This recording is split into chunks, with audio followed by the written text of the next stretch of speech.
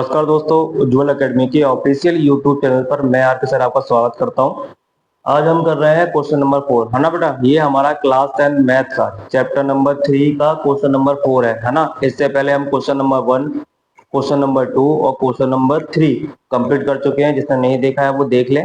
आज हम स्टार्ट कर रहे हैं क्वेश्चन नंबर 4। क्वेश्चन नंबर 4 का क्वेश्चन नंबर 1 अपना क्या है बेटा, हमें ये इक्वेशन दी गई है ना। हमें ये बताना है कि भाई ये समीकरण जो भी है वो संगत है या नहीं, कंसिस्टेंट है या फिर इनकंसिस्टेंट है। क्या इतनी बात क्लियर हुई? चलिए वही इसको चेक कर लेते हैं कि भाई ये संगत है या फिर असंगत। सबसे पहले हम क्या करेंगे, एक काम करिए इसको मैं 5 को स्टार्ट लेके आता हूं तो ये हो जाएगा x प्लस वाई माइनस का 5 इक्वल टू 0। ये हो गई बेटा हमारी इक्वेशन नंबर 1। 10 को भी स्टार्ट लेके आइए, 2x प्लस 2y माइनस का 10 इक्वल टू 0। ये हो गई हमारी इक्वेशन नंबर 2। ठीक है बेटा, आप क्या करेंगे, समीकरण एक को a1x b1y plus c1 equal to 0 से और समीकरण 2 को a2x plus b2y plus c2 बराबर 0 से तुलना करने पर जब हम तुलना करेंगे बेटा तो देखो बेटा a1 कितना आया, देखो x से x गया तो a1 कितना आया 1, y से y गया b1 कितना आया बेटा आपका, ये भी 1 आया।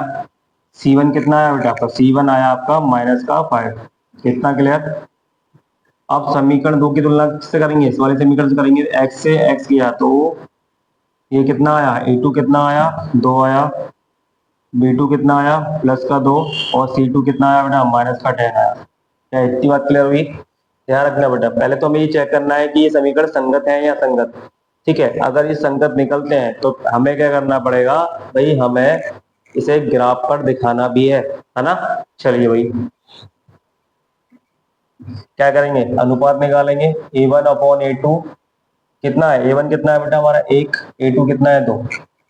b1 अपॉन b2 निकालेंगे, b1 अपॉन b2 कितना है, b1 कितना है बेटा आपका 1, b2 कितना है 2 और c1 अपॉन c2 निकालेंगे। c1 अपॉन c2 कितना है बेटा आपका, ये है आपका माइनस का 5 और माइनस का 10। माइनस से माइनस गया, 5 वन जा 5, 5 प्लस 2। ठीक है, तो आप देख रहे हो बेटा कि a1 अपॉन a2 बराबर हो गया किसके, b1 अपॉन b2 के, और b1 अपॉन b2 किसके बराबर हो गया, c1 अपॉन c2 के। जब ये तीनों बराबर होते हैं तो बेटा हमारी रेखाएं कैसी होती हैं, रेखाएं होंगी संपाती, रेखाएं संपाती होंगी और इसके संपाती होंगी ना, इसकी रेखाएं संपाती होंगी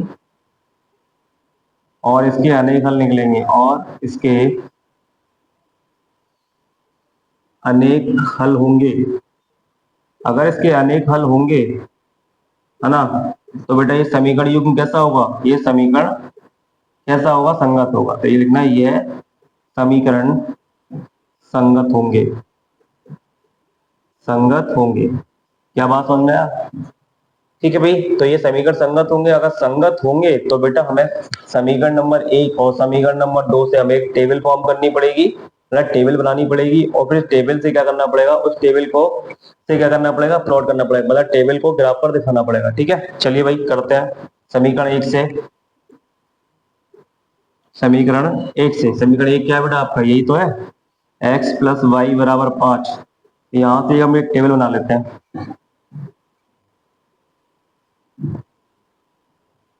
ये हमारा x, ये हमारा y। हम क्या करेंगे, x की वैल्यू एज्यूम करेंगे, है ना। x इक्वल टू क्या मान लूं, कुछ भी मान लूं, x इक्वल टू 2 मान लेता हूं। चलो x इक्वल टू 2 मारूंगा तो y की वैल्यू क्या निकल के आएगी भाई, y की वैल्यू निकल के आएगी कितनी, 5 माइनस 2, मतलब y की वैल्यू निकल के आई 3। यहां तक क्लियर?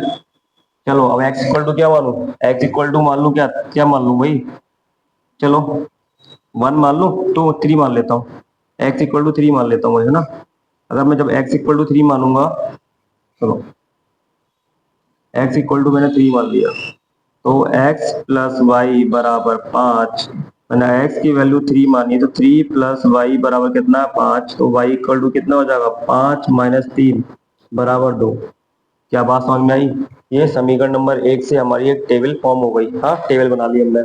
चलो बेटा, अब क्या करेंगे, या तो आपने नोट कर ही लिया होगा, है ना। चलिए भाई, इसको मैं मिटा देता हूँ। अब क्या करेंगे, समीकरण नंबर 2 से भी टेबल बनाएंगे। तो समीकरण नंबर आपका 2 ये रहा, तो 2x समीकरण 2 से, समीकरण 2 से, तो 2x प्लस 2y बराबर 10। तो यहां से हम एक टेबल बनाएंगे, बनाते हैं भाई टेबल। हम x की वैल्यू एज्यूम करेंगे, मतलब x की वैल्यू को हम एज्यूम करेंगे, निकल के क्या आएगी, y की वैल्यू, है ना।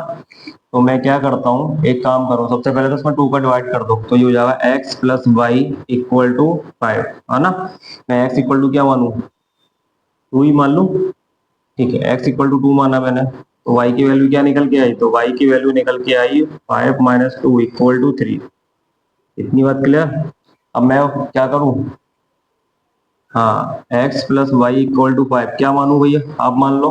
क्या मान ले, 3 मान ले, तो 3 मान लेता हूँ भाई। x इक्वल टू अगर मैं 3 माना तो y की वैल्यू क्या निकल के आई, तो y इक्वल टू हो जाएगा 5 माइनस 3 इक्वल टू 2। क्या इतनी बात समझ में आ गई? भाई जब मैंने x इक्वल टू 2 माना तो y की वैल्यू क्या निकल के आई, 3 आई। जब मैंने x इक्वल टू 3 माना तो y की वैल्यू क्या निकल के आई, 2। तो बेटा ये हमारी क्या बन गई, दो, हाँ, लीनियर इक्वेशन है ना बेटा, ये हमारी रेखिक समीकरण है। एक रेखिक समीकरण से हमने एक टेबल फॉर्म कर ली, और दूसरे रेखिक समीकरण से हमने दूसरी टेबल फॉर्म कर ली। क्या इतनी बात क्लियर हुई? चलिए, अब हम क्या करते हैं, इन टेबलों को एक साइड में लिख लेते हैं, और इसको बनाते हैं ग्राफ पर, है ना। ग्राफ पर इनको दिखाते हैं समीकरणों को। तो भाई टेबल तो एक जैसी ही है। चलो भाई, तो 2 3 3 2, एक टेबल तो अपनी समीकरण 1 से ही है रही, समीकरण 2 से ये भी सेम टेबल बनी। क्या आ रही है हमारी समीकरण 2 से, तो 2 3 3 2, यही है ना बेटा। अब मैं, आप लोगों ने इसको नोट कर लिया क्या? अब नोट कर लिया है तो एक काम करते हैं, इसको हम क्या करते हैं, ग्राफ पर प्लॉट करते हैं। अरे भाई, ग्राफ पर प्लॉट, मतलब ग्राफ पर इनको प्लॉट करते हैं ना, रखते हैं। तो भाई ये होती है हमारी एक्स एक्स अक्ष, ये होता है वाई वाई एक्सिस, है ना। देखो, एक्स की सबसे मैक्सिमम वैल्यू कितनी है, एक्स की सबसे बड़ी वैल्यू कितनी है, 3 है ना। तो एक काम करो, इसको इक्वल 3 पार्ट में डिवाइड कर लो, ये हो जाएगा 1 2 3, चलो मैं 4 पार्ट में डिवाइड कर लेता हूँ। आप कितने भी पार्ट में डिवाइड कर लो, कोई दिक्कत नहीं है। वाई की मैक्सिमम वैल्यू कितनी है, 3, इसको भी 4 पार्ट में डिवाइड कर लो, 1 2 3 4, इसको मैंने 5 पार्ट में डिवाइड कर लिया। जब x इक्वल टू कितना है, 2, x की वैल्यू ये रहा, है ना, x की वैल्यू 2 है, तो y की वैल्यू कितनी है, 3। तो जब भी आप x की वैल्यू लेके जाओगे तो इसको ऊपर लेके जाओगे, और y की वैल्यू को हमेशा कैसे लेके जाओगे, हॉरिजॉन्टली, वरना इस तरह से ले जाओगे, कट करेगा, ये पॉइंट बन गया। x की वैल्यू कितनी है बेटा, 3, x की वैल्यू 3, y की वैल्यू कितनी है, 2। तो बेटा इसको ऊपर ले जाओ, इसको कहाँ ले जाओगे, इसको हॉरिजॉन्टली ले जाओगे, है ना। एक पॉइंट ही था, तो बेटा इन दो पॉइंट से होके एक लाइन जाएगी, देखो गई, एक लाइन चली गई। क्या बात क्लियर हुई? यहां से हमारा एक रैखिक समीकरण हमने ग्राफ पेपर पर दिखा दिया। अब दोस्त सुनना बेटा, अब मैं अगर रख लूंगा तो बेटा हमारे सेम पॉइंट ही निकलेंगे, तो बेटा इससे भी हमारी क्या होगी, दूसरी लाइन यहीं से होके जाएगी, जाएगी या नहीं जाएगी, यहीं से होके जाएगी। तो एक लाइन तो हमारी ये चली गई, एक लाइन हमारी ये चली गई। तो आपने देखा होगा, जब रेखाएं संपाती होती है, मतलब एक के ऊपर एक रखी हुई है, इसका मतलब रेखाएं संपाती है। तो बेटा हमने जो एल्जेब्रिक फॉर्मूला निकाला था, है ना, a1/a2 निकाला, b1/b2 निकाला, c1/c2 निकाला, तो कंडीशन हमारी क्या बनी कि रेखाएं संपाती है। तो हमने ग्राफ पे भी दिखाया, तो बेटा हमारी रेखाएं कैसे निकली, संपाती। तो इसके कैसे निकलेंगे बेटा, इसके अनंत हल निकलेंगे। क्या इतनी बात क्लियर हुई? चलिए अब चलते हैं अगले वाले क्वेश्चन की ओर।